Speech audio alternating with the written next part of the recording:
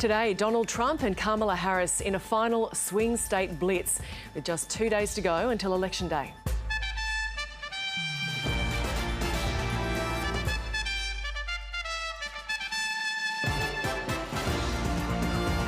Hostile reception, mud and insults hurled at King Felipe of Spain while he visits flood-hit areas. A search resumes for an 11-year-old boy swept out to sea off the New South Wales Central Coast. Thousands of parents in the US fighting back over the harms of unregulated social media. And the seventh wonder of the running world, the Sydney Marathon, joins the Elite Series.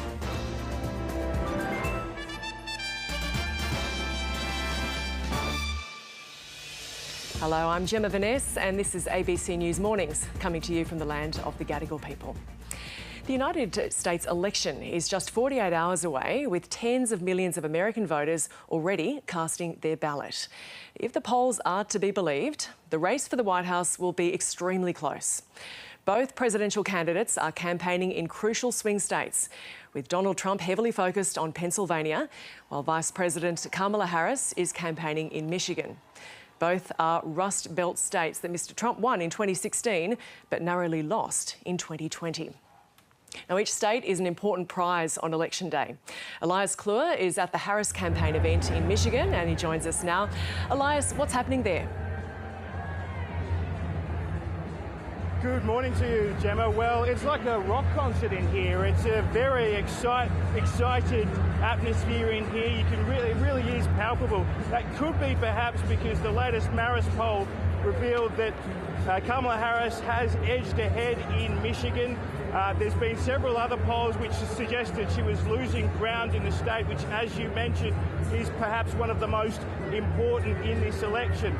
The Rust Belt, or the Blue Wall as the Democrats call it, offers from Wisconsin to Michigan, of course. Those two states offer 25 electoral college votes.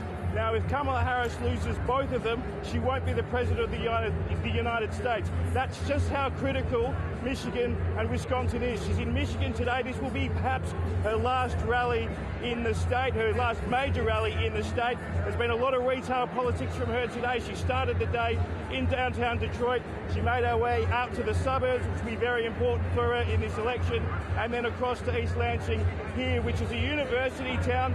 Most of the crowd here today are university students, but there's also a lot of older people, a lot of middle-aged people here as well. So it's a really diverse crowd. They're really excited, as I mentioned, and we spoke to them before we came in here. Let's have a listen to some of them. And I really think that women are going to be the voting bloc that carries her over the top. I think that we are finally standing up with our voice and giving her the support that she needs to win this election. Most people assume the women vote for her just because she's another woman. No, it's so much more than that. She has things in plan that are going to protect us as women, but also as people of color, and so many more factors. All these men out there that think, hey, I'm running with Trump, and I'm going to be a bad guy with Trump. The only reason that's happening is because they know women have more power.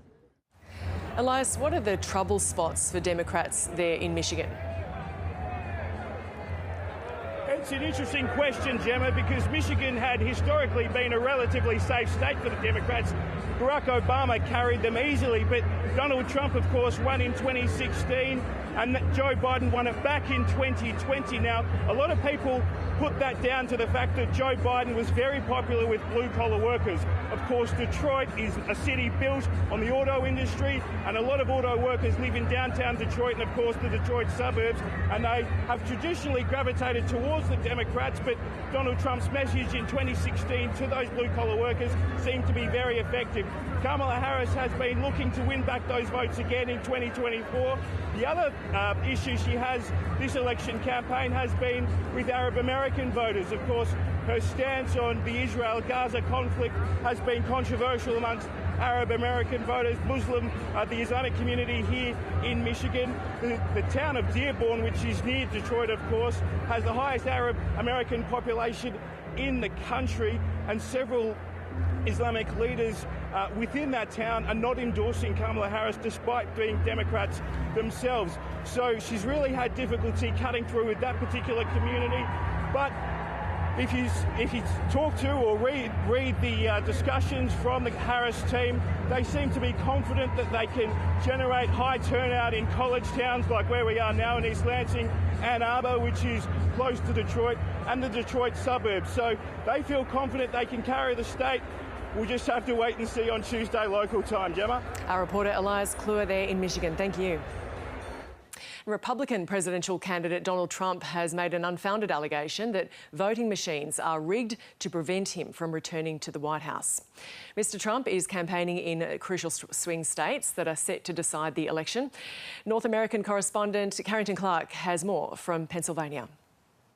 Lidditz in rural Pennsylvania is deep ruby red Republican territory. This is Trump country, and the former president knows he needs to win big here if he has any shot of winning this crucial state.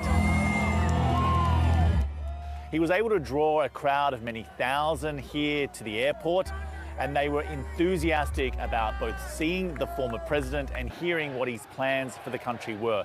His campaign would have been happy with the turnout. What they wouldn't have been happy about was that Donald Trump very quickly veered off the course that they had set for him. He made a point of referencing the fact that he wasn't actually reading from his auto cue. He started with one of the lines that he often uses to begin his rallies, which is, "Are you better off today than you were 4 years ago?" This is a line that's been trotted out by many politicians over the past few decades, and he likes to use it to set up that question because he believes the answer for the majority of Americans will be that they are not, particularly when it comes to the strength of the economy, about inflation, and also about the southern border.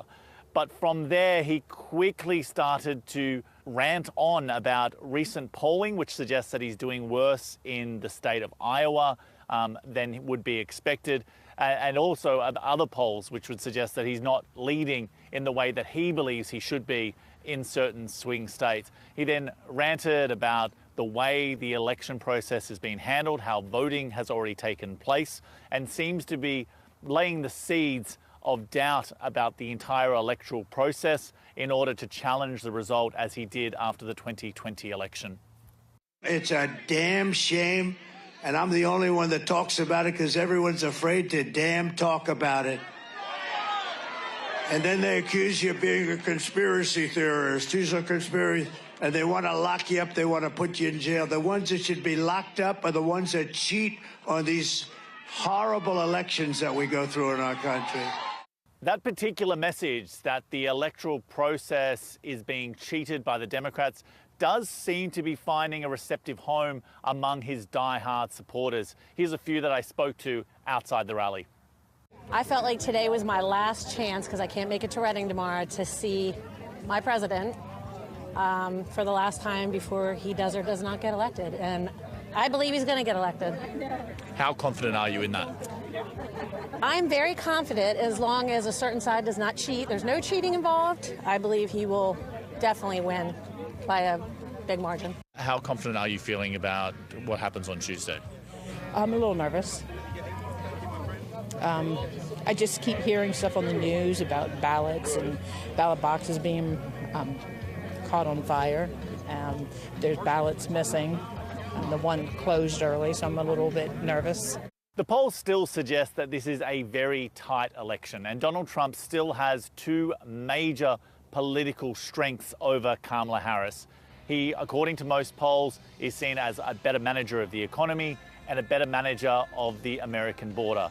The question is whether or not in these dying days of this campaign, whether or not he will stay fixated on the issues that he is able, it seems according to the polls, win on, or if he will continue to be focused on this concept that is completely unfounded, there is no evidence for, of the election being stolen from him. Now, Global Affairs editor John Lyons joins me now from our Washington DC studio. John, let's go first to this Iowa poll. It has Kamala Harris in front, still within the margin of error, as they say, but the point being made that this is not a state that was considered to be in play. Well, that's right, Gemma, and I think the reason Donald Trump is escalating his rhetoric, his claims that there's already been cheating in this election is because he would be getting his own figures. Internal Republican polling may well be reflecting some of these public polls. That latest poll by the Des Moines Register and Seltzer Group, it's considered the most reliable each election cycle, and it is showing Kamala Harris at 47%, Donald Trump 44%. It's not conclusive, and it doesn't mean that Kamala Harris is going to win this coming week's election, but certainly the late polling and the late polls seem to indicate that she's nudged ahead in Iowa, Michigan and Wisconsin. Pennsylvania is still too close to call. But if Kamala Harris wins Iowa, she'll therefore almost certainly win Michigan and Wisconsin, in which case she would be elected president almost certainly if those numbers hold. But it's getting very disturbing to hear increasingly the rhetoric of Donald Trump, and you're hearing more and more of his supporters now when they're interviewed in Vox Pops with Carrington and with Elias. They're saying things like, we will win, that Donald Trump will win unless it's stolen, unless there is cheating. And so I think Donald Trump is successfully sowing the seeds of doubt, which essentially are undermining democracy. Essentially, the argument Donald Trump is running that is, if I don't win, it's because it's been cheated. And it's quite amazing rhetoric, really. It's the sort of rhetoric you might normally hear from a 5-year-old child who might say, you know, if I go out, then it was a no ball. And John, even before this Iowa poll, the ground was being laid for court challenges, wasn't it? That's right. Donald Trump has been trying to build this case. Even the right-wing media here, even the media normally sympathetic to Donald Trump, isn't really taking this up at the moment. All the authorities, the electoral authorities, are strongly denying it. There is no evidence at all for it. But I think the concern here is, as we saw in 2020, is Donald Trump does have an ability to marshal a mob. We saw that at the Capitol in 2021 on January 6, and I think that certainly here the Department of Homeland Security is taking measures, has spoken to hundreds of communities around the place. They're reinforcing electoral offices in places like Pennsylvania with bulletproof glass and so forth. And so the authorities here, certainly in Washington, D.C., it's so heavily fortified, the Capitol, I don't think they could storm it again. But I think authorities are worried it may happen in other locations, although having said that, senior diplomats here are saying that at worst it might be sporadic violence. They're not expecting any sort of widespread upheaval. John, Kamala Harris's surprise appearance on Saturday Night Live is drawing attention. Why is that? Well, some of the, certainly the Trump camp is saying that it has breached her, the time that she can appear at this late in an election campaign. But I don't think that's a serious challenge. I think that it shows that she's thinking that even this close to the election, the chance to swing a few voters with Saturday Night Live audience, it's worth doing. Certainly she's not assuming she's won, although the numbers seem to be going her way. You'd rather have Kamala Harris's numbers at the moment than you would Donald Trump's, but honestly, anything could happen. Yeah, it is indeed close. 2 days out, John, and with the final push from both sides. Any insights as to who or what is cutting through? Well, Donald Trump continues, firstly, escalating the cheating rhetoric and claims, but secondly, he's just been speaking a few minutes ago, the migrant invasion. He's very much building a campaign based on fear. It's fear of the enemy within. It's fear of so-called Venezuelan gangs who are armed with military-grade weapons. It's fear of, this country being swamped. It's fear of the future versus Kamala Harris is very much building something looking at the future and hope. And so to almost use a pun, the question is, will fear trump hope? Global Affairs Editor John Lyons, thank you. And we will, of course, have full coverage of the US election here on the ABC News channel. Join us for the count from 10 a.m. Eastern Daylight Time this Wednesday, the 6th of November.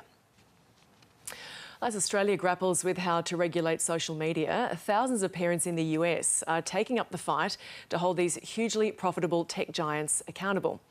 In the last Four Corners episode of 2024, reporter Louise Milligan speaks to whistleblowers, lawyers, and a family devastated by the loss of their 18-year-old daughter. If you were to choose three words that sum up social media, what would they be? Unnecessarily, tragically harmful.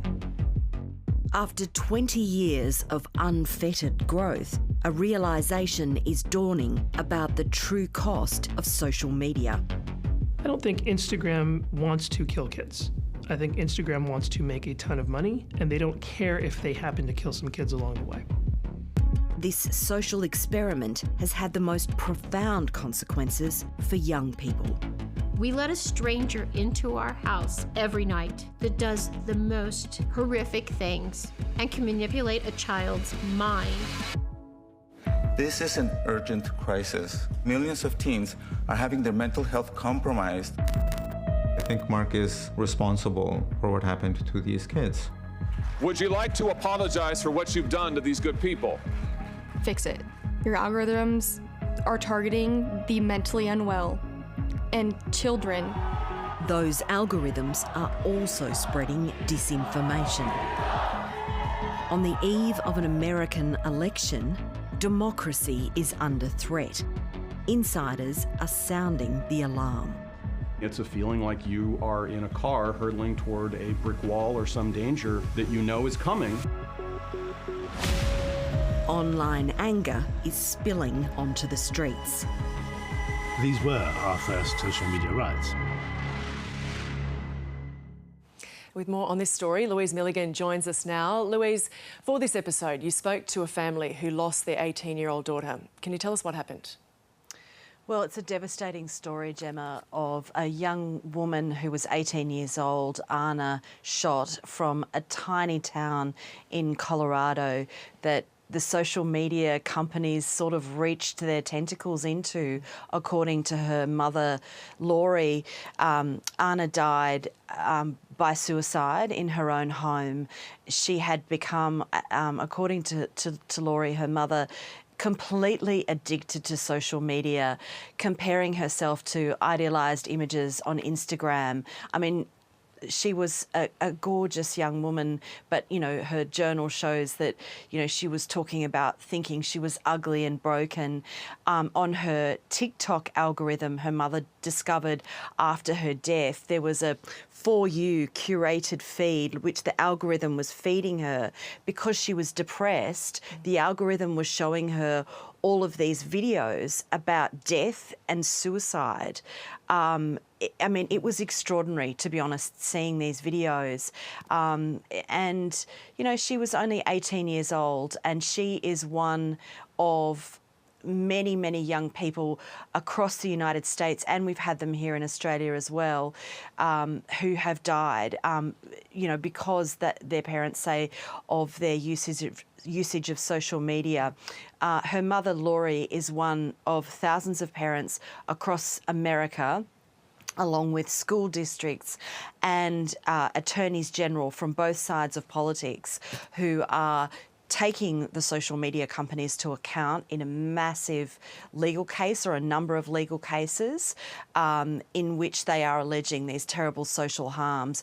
And Lori Schott wants the social media companies, you know, to take responsibility. She believes that Mark Zuckerberg, for instance, the CEO of Meta, which owns Facebook and Instagram, is personally responsible for not doing enough because of, you know, what happened to her daughter. Louise, what did whistleblowers tell you? Well, we spoke to whistleblowers from Meta, so who worked at Facebook, Instagram, from Twitter, which is now X, of course, and from TikTok. They're all extremely concerned. In numerous cases, they tried to warn their bosses of the dangers that they saw. For instance, Arturo Beher, who spoke to the United States Senate Judiciary Committee, he blew the whistle after trying to warn Mark Zuckerberg personally. We've seen the correspondence. He wrote to Mark Zuckerberg, worried about the impacts on teenagers. And this had been inspired by what was happening to his own daughter, who was getting unwanted advances on Instagram. He pointed out changes that could be made, and he said when he did that Mr. Zuckerberg didn't even reply to his letter. He also spoke to the head of Instagram, Adam Mosseri, and he had a meeting with him, and he said that Adam Mosseri had actually, you know, understood what he was saying, but after that time, you know, those changes that he was suggesting didn't take place. And it was really interesting speaking to him. He is so disturbed by what's happening, really personally traumatised by it. We also spoke to a man, Eddie Perez, who was at Twitter and left just before Elon Musk took over. He is terrified by the direction that Elon Musk is taking X, as it's now called, and says it doesn't matter if you're not on X yourself, it's having an effect on the rest of the world, on politics, on disinformation. And he says numerous posts that have been put up by Elon Musk himself, not just the owner of X, but also the richest man in the world, would violate the rules that Twitter used to have in place and would be taken down. And a good example of this is the post that Mr. Musk put up about the Southport riots in Britain, where he said civil war is inevitable. We also travelled to Southport and to the UK to investigate what happened there and the real world harms that came from disinformation on social media. Louise Milligan, thank you for joining us and looking forward to seeing that episode tonight. Of course, our viewers can catch the full episode on Four Corners at 8:30 p.m. on ABC TV and on ABC iView. And if you or someone you know is experiencing distress, please contact Lifeline on 13 11 14. Angry crowds have heckled and thrown mud at the King of Spain as he visited parts of the Valencia region hit by flooding and landslides. Locals have criticised authorities over late torrential rain warnings, and some people say they feel abandoned in the clean-up operation. 214 people are known to have died and many are still missing. Paiporta, ground zero of the carnage. More than 60 people died here when the mud and water enveloped the Valencian suburb, devastating it. Into the heart of darkness today came Spain's king and queen, prime minister and the regional president accused of failing to warn of the floods in advance and of a desperately slow response. The chant, murderer. The anger grows. A protester attacks our camera. And then they hurl what they can find from the torrents below. This is just unprecedented. I mean, people are picking up mud, throwing it at the king. The depth of anger here and fury is just extraordinary to see. King Felipe comforts some and is then led away, shielded from the crowd. His wife's face bearing a residue of mud. We're just 16, he says. We are helping and the leaders do nothing. People are still dying. I can't stand this anymore. I have no strength left. They left us to die, she tells me. When we needed them, they weren't here. We've lost everything. Our businesses, our homes, our dreams. And others have lost family. Like Rafa, who owned a print shop with his two brothers, now a wreck.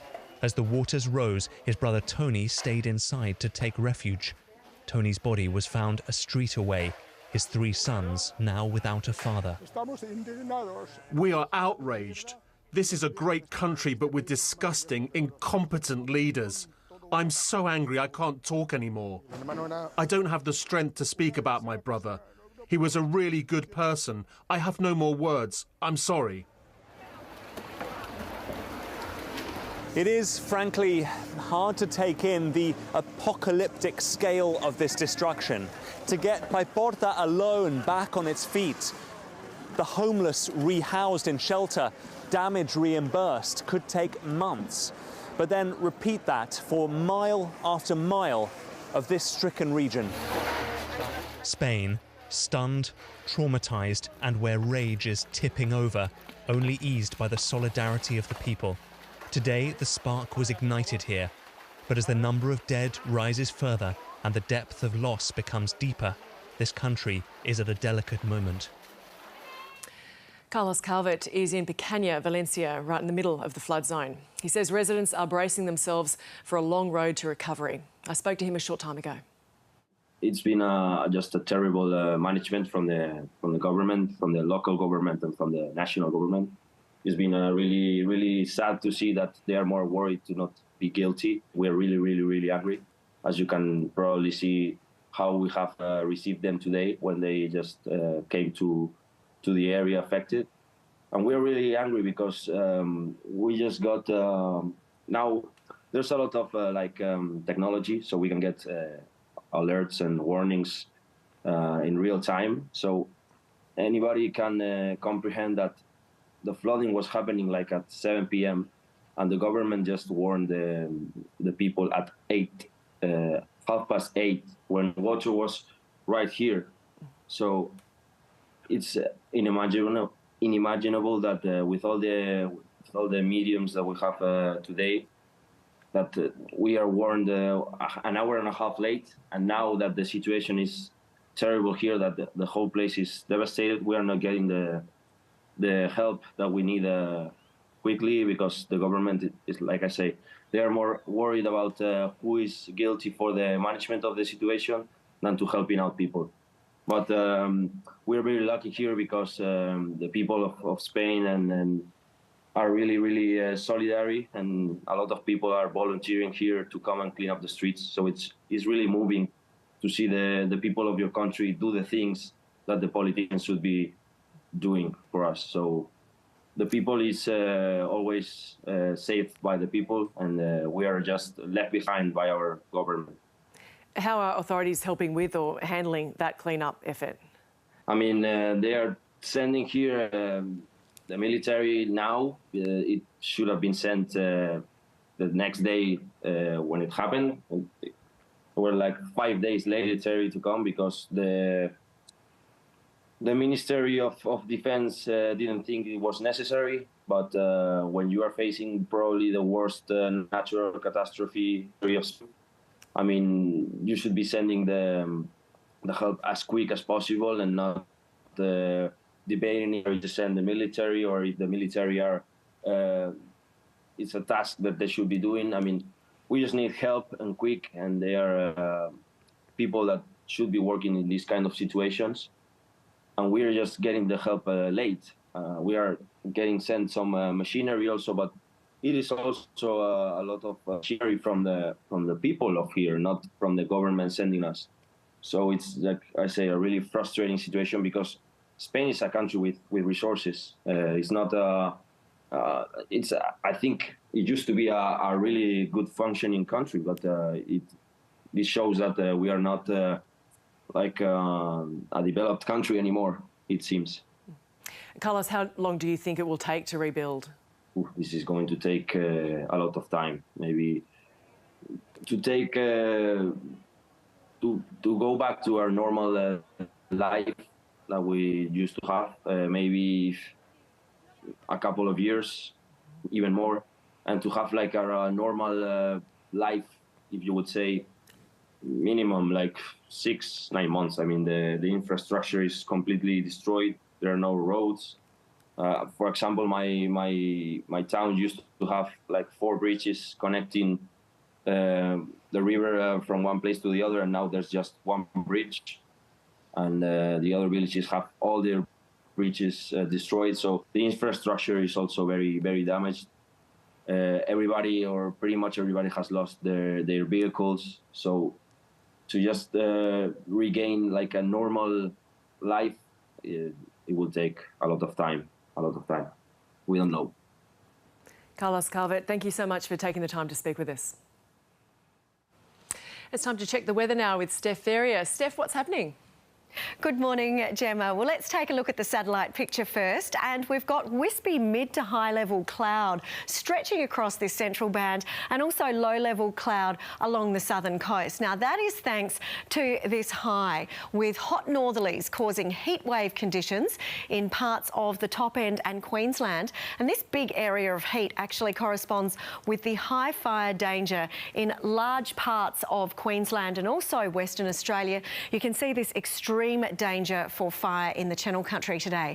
While some isolated thunderstorm activity is also happening along a trough that extends from a heat low in WA and through central parts of the continent. Patchy thunderstorms too in the southwest of the Northern Territory and also along WA's Eucla coast and over on the east courtesy of this trough that is moving through. What's the outlook? Well, the showers and storms are likely to persist, Gemma, thanks to some more humid and unstable air in the northwest, central and eastern Australian areas, while a trough in the south is going to bring storms and showers to the coast as along the south and east coast as moisture is drawn inland from behind the front, so that we are going to have some pretty decent totals inland, also along the east coast, as well as some onshore winds driving some showers to the far southwest coast of WA. And Steph, can you take us around the states? Yeah, sure. First of all, for Queensland, some storms are possible in the southeast and interior with isolated showers in the tropical coast north of Townsville and the Western Gulf Country. It is very hot in the southwest with temperatures in the 40s. Take a look at Birdsville here, 43 degrees with gusty northwesterlies ahead of a southerly wind change this afternoon. That is prompting that extreme fire danger rating. Brisbane, though, for you, it's going to be mostly sunny and you're just getting up to 30 degrees. New South Wales is going to get isolated storms about the central and northern ranges, possibly severe along the north coast, potentially with some large hail and also showers in the east, while there's a high fire danger in the upper central West Plains, northwestern and northern slopes districts. Now, there's a shower or two that is developing in Sydney, most likely this afternoon and evening, and even the chance of a storm in the outer west and north. So you'll get up to 24 degrees, while there's the medium chance of showers clearing this afternoon in Canberra, and it's getting up to 26. In Tasmania, it's going to be fine, apart from a few showers in the west. Oh, sorry, we've gone to Melbourne here. So I can tell you that in Victoria it's going to be mainly cloudy, but we are going to get some showers up in the northeast, and for Melbourne you'll have a cloudy day and a top of 20 degrees. And now once again going down to Tasmania, so we are going to get some showers in the west and down in the far south, but for Hobart it will be mainly cloudy and a top of 19 degrees. And up in South Australia, isolated storms in the north, some showers in the pastoral districts and Adelaide. The clouds are going to clear for you later and it's getting up to 23. And heading west, you could see a shower about the far southwest, southwest Gascoyne and Eucla coasts in WA, with possible showers in the interior. Now, there is a strong wind warning along the coasts. It is going to become cloudy in Perth and a top of 23 degrees. And further north, it's going to be very hot temperatures from the Kimberley, possible storms in the north and also inland, and the fire danger is high in the Barkly district. And as mentioned, there are severe heatwave warnings in the Daly, Tiwi and Simpson districts, I should say. Darwin, a possible shower and hot and a top of 34 degrees for you. And for the capital cities tomorrow, it is going to be sunny for Cup Day in Melbourne, a top of 27 degrees. Brisbane, you're going to have a shower or two and 32 degrees. Sydney, there'll be a possible shower and 23. Canberra, you'll have a partly cloudy day and it's getting up to 27 degrees. Hobart will be partly cloudy as well and a top of 22. There'll be a shower or two in Adelaide, but it is going to be pretty hot, 31 degrees for you. And Perth, a shower or two and just 22 for you. In Darwin, once again, it will be mostly sunny, another hot day, a top of 35. Thanks, Steph. This is ABC News. Our top stories. US presidential rivals Donald Trump and Kamala Harris are making their closing arguments to voters in battleground states 2 days before the election. Trump spoke at a rally in Pennsylvania, making unfounded allegations that voting machines are rigged. Meanwhile, Kamala Harris is focusing her efforts on Michigan and has praised voters for casting their ballots early. Spain's King Felipe has received a hostile reception while touring flood-affected areas. Angry crowds hurled mud and insults during his visit to the worst-hit regions of Valencia. The Spanish government has deployed an extra 10,000 troops and police to help with the recovery effort, but many people feel the response has been too slow. A major search is continuing for an 11-year-old boy swept out to sea on the New South Wales Central Coast late yesterday. The boy was attempting to cross the entrance channel with his father and younger siblings when he was dragged away by the current. His father tried to rescue him but was unsuccessful. And organisers of the annual Sydney Marathon say having the event in the World Majors program will bring huge international exposure to running in Australia. Sydney will join New York, London, Boston, Chicago, Berlin and Tokyo in the Elite Series from next year. The New South Wales government says it'll add millions of dollars to the local economy. Specialist arson police are investigating a house fire which left a person dead in Melbourne's southeast last night. It is the second fatal fire in Melbourne in 2 days. With more, reporter Mietta Adams joins me now from Melbourne. Mietta, what do we know? Well, that's right. Tragically, a body was recovered from a house fire in Melbourne's southeast last night. Emergency services were called to the blaze on Goldborough Court in Frankston South at around 6:40 last night, and after they extinguished the blaze at the home, they located the person dead inside. Now, that person is yet to be formally identified, but a crime scene has today been established, and we have arson chemists and detectives attending the property to try and figure out just what happened. Police are not sure yet whether it is being treated as suspicious, with more details to emerge during the day, but police are urging anyone who witnessed the event or may have CCTV to come forward and contact police. Now, in a second deadly house fire, we saw in the early hours of Sunday morning another home erupt in flames. This property was in Melbourne's northwest in St Albans on Power Street, and it took firefighters almost an hour to control the blaze. Now, the fire was so large that it threatened nearby properties, including a 3-storey apartment and other neighbouring townhouses, which forced them to be evacuated. Now, the cause of that fire is also still unknown, but it is still being treated, but we believe it's not being treated as suspicious. Mietta Adams reporting from Melbourne. Thank you. The government has started making some election promises to slash student debt and introduce more fee-free TAFE as it attempts to steer conversation away from the Qantas upgrade controversy. Political reporter Isabel Rowe joins us now from Parliament House in Canberra. Isabel, what is the government promising for uni students if it is re-elected?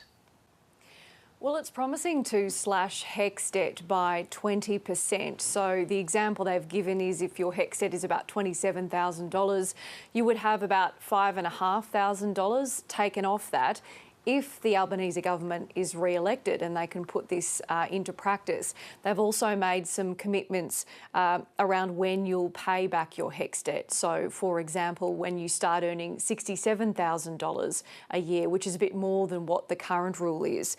This is at a cost of $500 million to the budget. The government also held a rally in Adelaide on the weekend where it announced that it would be putting in place 100,000 fee-free TAFE places each year. This is a policy the government is continuing, but it's basically committing to the next 3 years for 100,000 fee-free TAFE places each year. But again, only if it is re-elected. It is an election promise. Now, the policy has come under a bit of criticism from the coalition, saying that it will end up having taxpayers pay for university degrees for people who end up actually earning more money.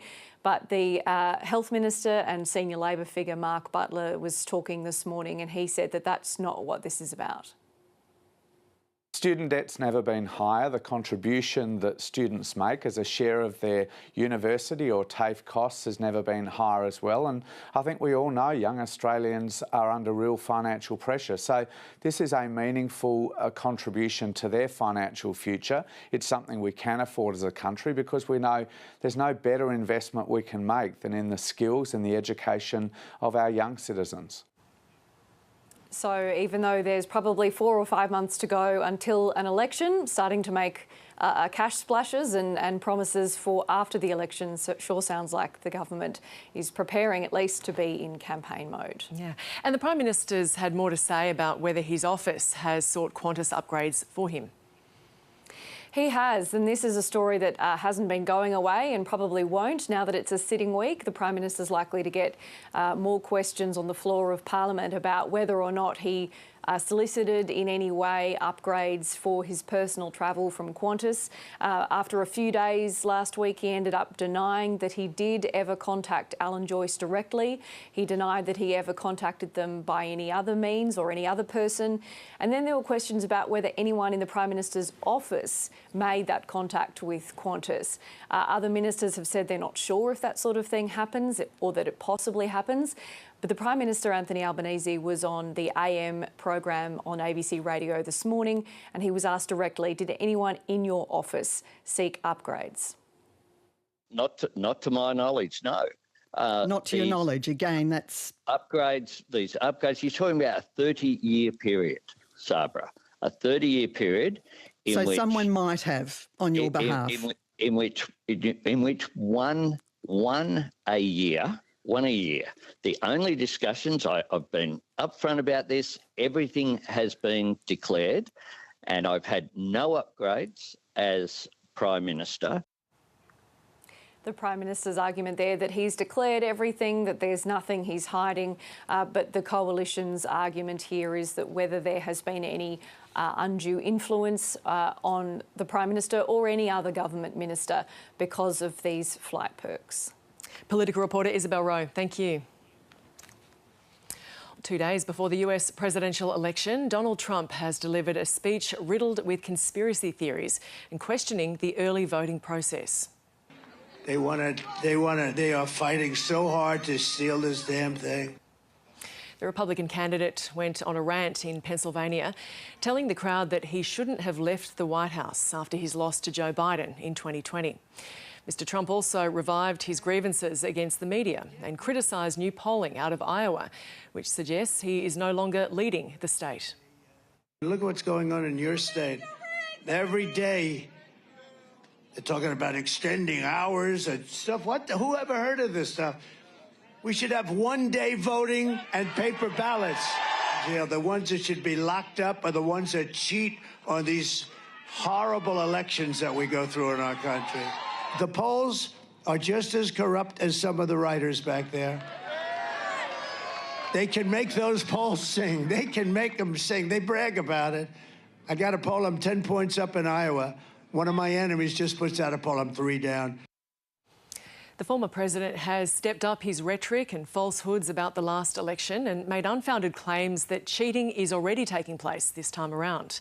Some Trump allies have encouraged the Republican candidate to prematurely declare victory on election night, even if it's still too close to call.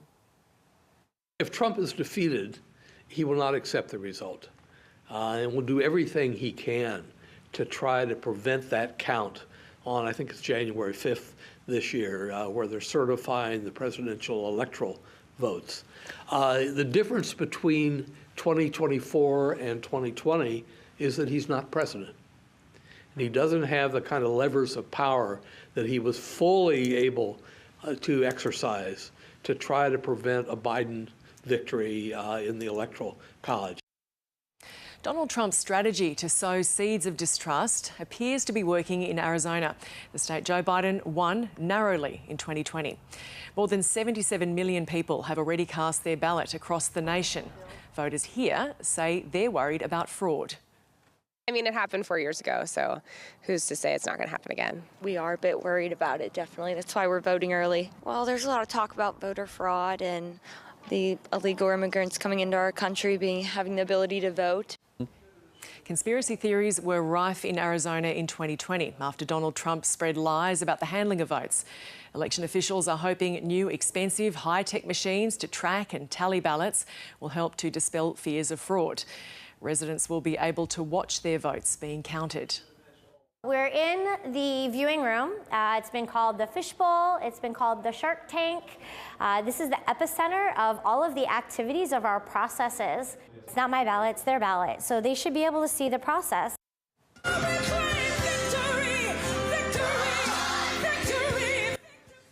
Kamala Harris has been campaigning in the swing state of Michigan, telling a church congregation that voters can move on from chaos, fear and hate.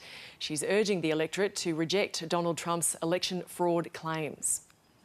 It is a tactic. It is meant to distract from the fact that we have and support free and fair elections in our country. We did in 2020. He lost. And the systems that are in place for this election in 2024 have integrity. They are good systems, and the vote of the people will determine the outcome of this election, and everyone must know that their vote is their power to determine the outcome of the election, and their vote will count. It does matter. The economy is a key concern for American voters, but despite the angst, it's looking relatively healthy. Inflation is now at normal levels, the economy is growing, new applications for unemployment benefits are down and consumer spending is up. But the lived experience for many Americans is high food and housing costs and also worries about employment. Justin Wolvers is a professor of economics at the University of Michigan and is one of 400 economists backing Kamala Harris's candidacy. Now, Professor Wolvers, thank you for joining us. Now, perceptions of the economy, they do lag the state of it. Does that explain voters' angst in the US? I think there's something a little more subtle going on. It turns out when you ask people, how are your family's finances? And face it, that's what people are expert in. They tend to be quite optimistic. Americans are saying that their family's finances are very good. If you ask them instead, how's the American economy doing, which, by the way, is not something they're expert on, I think what they're doing is they're hearing the question instead as, do you like the guy in the White House? Mm-hmm. As a result, a lot more people sound pessimistic about the state of the American economy. And so I'm not really sure how much these surveys that seem to show people are unhappy about the state of the economy are actually reflecting a reality, which is when they look at their own lives, things are okay. Yeah, so you're saying even basic questions are being polarised in their responses. Is that what you mean? Absolutely. And this polarisation is, of course, a post-Trump phenomenon. We've become so polarised, you could ask me almost any question right now and folks would start to think, well, is that a Democratic question or is that a Republican question? Now, the US Consumer Confidence Index, it had its biggest jump in more than 3 years, October compared to September. Does that suggest that Americans are catching on to a relatively healthy economy? I never really want to look at 1 month's data in anything, but I think what's absolutely true is we've hit the soft landing. We've nailed it. We wanted to get inflation down, and it's now down to 2-point-something%, had been as high as 9%. I hope Australia sees a similar pathway. And we've managed to do that while keeping unemployment quite remarkably low. So the reality has been very good, and I think people's expectations or perceptions are starting to catch up. And so you're actually seeing this in polling that suggests that Americans believe that Kamala Harris is likely to be at least as good and possibly a better manager of the economy than her opponent. What in particular are financial markets looking at as they watch this outcome with bated breath? Mate, they're looking to see what happens on Tuesday. I think there's two really big things they're going to be looking at. Of course, they care about which side wins. That's going to matter a lot less for what happens to the overall stock market, which will only move up or down 1 or 2 points. It'll matter a lot more for individual companies, right? If you're a green manufacturing company, you're cheering for Democrats. If you're an oil company, you're cheering for Republicans. But the other thing that I think is really important is they're going to be watching very closely the extent to which the great American experiment in democracy looks like it's in good health. If one side wins or the other side wins and everyone accepts the result, that says something's pretty healthy about democracy, and that democracy, I think, underlies all of our well-being. But if we get sort of January 6th all over again, then I think we start to worry. Is the US starting to become a little more like Argentina and a little less like one of the world's great democracies? And when democracy goes, so too will, I think, a lot of our economic dynamism. And as an economist, how are you viewing Trump's message about imposing large tariffs on imports? Well, you know, it's time the bloke turns up to Economics 101. I just talked about it with my undergraduates last week. Australian economists have been at the very front of talking about the benefits of free trade, and the Aussie economy has been a shining example of that. And for some reason, it hasn't gotten through over in the US. There's something very interesting here. What Trump is doing is essentially trading off lower income taxes for higher tariffs. Now, here's where you start to see why a Republican might be in favour of it. Higher income taxes, he's going to cut those rates, particularly at the high end. Instead, he's going to impose tariffs. Who pays tariffs? Well, it's basically like a sales tax. So it's like a flat tax. It's not at all progressive. It's a regressive tax because working class people spend more of their income than do the rich. So really what Trump is doing is creating tax cuts that help the very rich, and he's funding that with higher taxes, he's going to call them tariffs, which really hit the working and middle class. Justin Wolfers, Professor of Economics at the University of Michigan and one of 400 economists backing Kamala Harris's candidacy. Thank you for joining us. A pleasure. The Sydney Marathon will become the 7th race in the World Majors Elite Series. It'll join New York, London, Boston, Chicago, Berlin and Tokyo from next year. The New South Wales government hopes it'll help bring millions of dollars into the local economy. Premier Chris Minns says the event will see thousands of people travel to Sydney. The economic impact on the city is fantastic, $300 million over a decade. But you can just imagine the number of people that see Sydney on television or attend the city as a spectator or a participant who want to bring their family and friends in the years ahead. I think the multiplier on that is much, much bigger, and we'll be able to see the tourism benefits of being one of the majors in the years ahead. Well, for more, Sydney Marathon's Operations Director Simon Bryan joins me now. Simon, it's taken years to get to this point. How are you feeling now that it's official?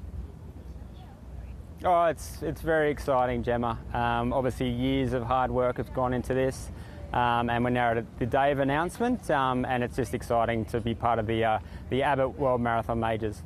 And this is the elite circuit. Tell us what that is, what it means. It's an elite race, obviously, but it also combines a general participants from all walks of life. So it's not just about the elites, but is the pinnacle of marathon runnings. The likes of Kipchoge has won it many times, and we hope to bring some of the elite athletes down to Sydney to race in this amazing race. But also see some amazing runners from all different walks of life participate in a 42-kilometre journey. Now, the process to be included in this, it's been described as intense. Can you tell us a bit about that and the time it took? And, I mean, were you confident or did you have your doubts? Oh, look, over time, we've got a 104-point criteria, which the World Marathon Majors set for us. 90% of that we were pretty confident we achieved in year one.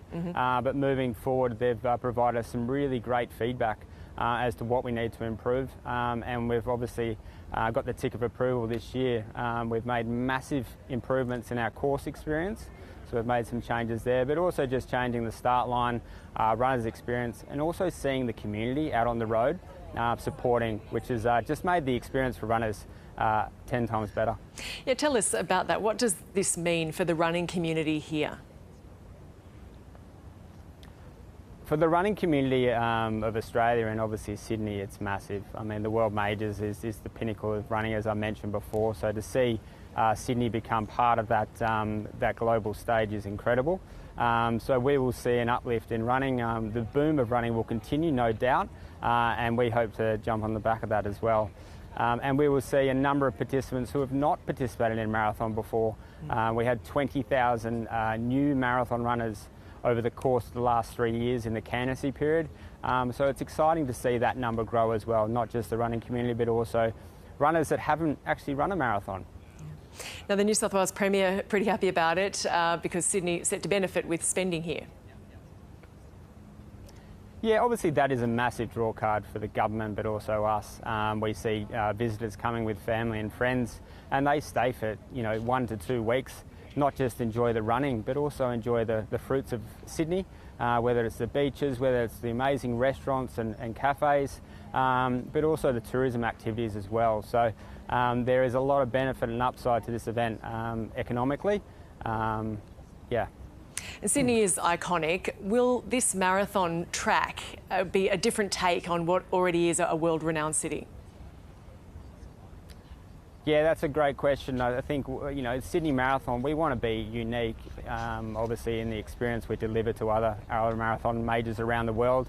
It's not just a run, it's an experience. So we'll be investing a lot of money in the community and also into that experience on and off the course. So that's a really exciting component to this event. Simon Bryan, Sydney Marathon's Operations Director, thanks for speaking with us. Thank you very much, appreciate that. It's time for sport now with Charles Brice. Charles, the summer of cricket is upon us and we're just hours away from the first international game of the season. Yeah, we are. And Australia have named their side for the first one-day international against Pakistan, which gets underway at the MCG. Matt Short and Jake Fraser-McGurk will open the batting.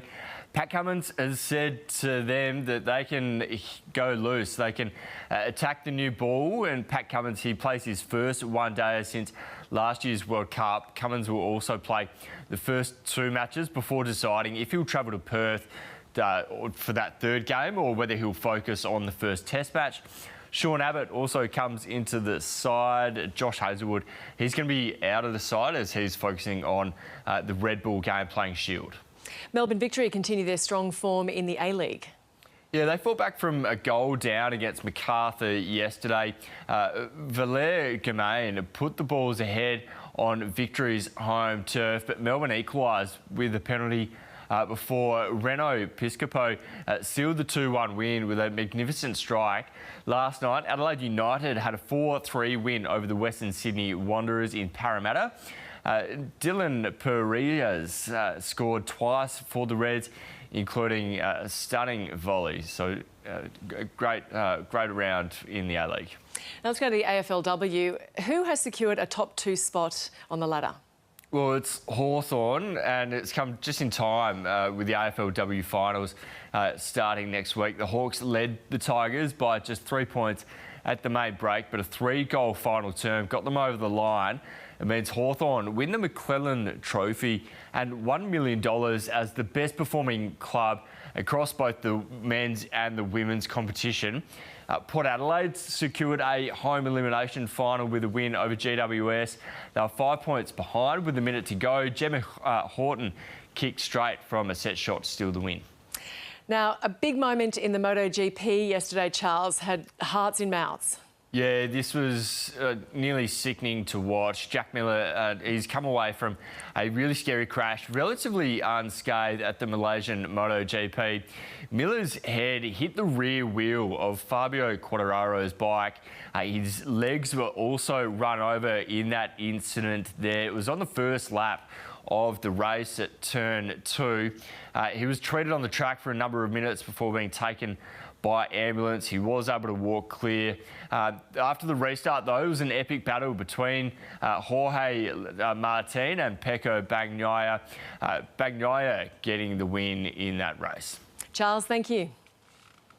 Now let's have a quick look at the national weather now. It's a partly cloudy day in Brisbane today. There's a shower or two developing for Sydney.